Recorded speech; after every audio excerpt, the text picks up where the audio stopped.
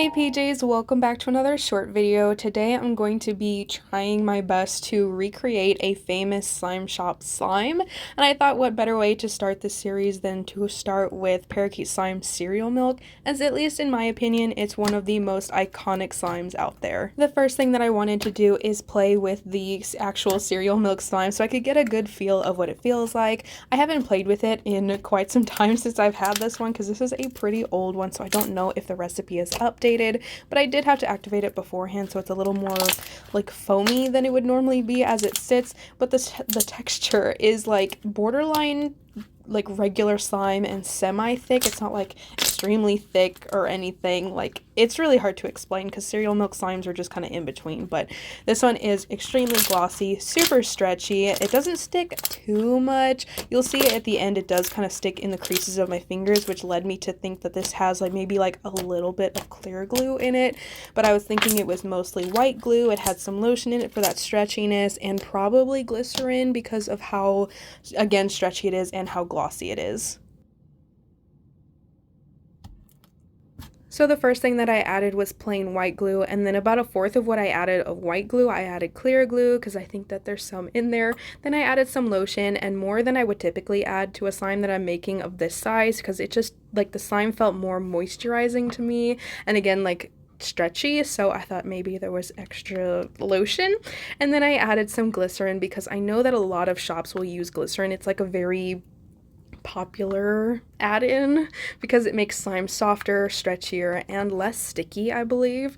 But this is the first time that I'm actually adding it to slime when making slime and not like trying to deactivate it, so I didn't know how much to add, and looking back on it, I added way too much. It took so much activator in order to activate this slime because glycerin does break down glue and whatnot, and it took so much. So you will see the end product is like more jiggly than I wanted it to be, but it's still soft and stretchy and pretty glossy, so I achieved that part, but definitely I need to pull back on how much glycerin I add. Adding clear glue was also a complete guess. I don't know if it's actually in the recipe, and I think if it is, it would be even less than what I added because, you know, you can feel when clear glue is in a slime. Like, it's just got that feel to it, especially when you stretch it. Just like, you could just feel it. And I could definitely feel it here, but I couldn't feel it in the actual cereal milk slime, so I think it would be way less if it's in here. Other than that, though, I think I did a pretty good job remaking a slime. I know it doesn't look like the cereal milk slime because hers isn't like a pure white, and obviously it's not overactivated and kind of jiggly like mine is, but I think that I nailed the glossiness and like how soft it is. I think I would add more lotion, less glycerin next time to make it more moisturizing and less, you know, bouncy like I made it. But this is after it sat for a day, so like you can see the glossiness and whatnot. I think that that part looks amazing, and besides the fact that I probably should have let it sit a little longer before showing off what it looks like, I would say it looks like a pretty good cereal milk slime, which I haven't made in forever, so I'm slightly proud of myself. Cereal milk slimes are just so fun to make. I feel like not a lot of people make them anymore unless you're making like an actual cereal milk slime, so you don't see them too often, and it might be a biased opinion because I just really like pure white slimes that don't have much in them, but I just like them so much. Like, the texture is really satisfying to me. The bubble pops sound amazing, and the texture is just like that in between, like semi-thick and not thick, and it just feels really nice. Comparing them side by side, obviously mine lost the gloss because I've been playing with it.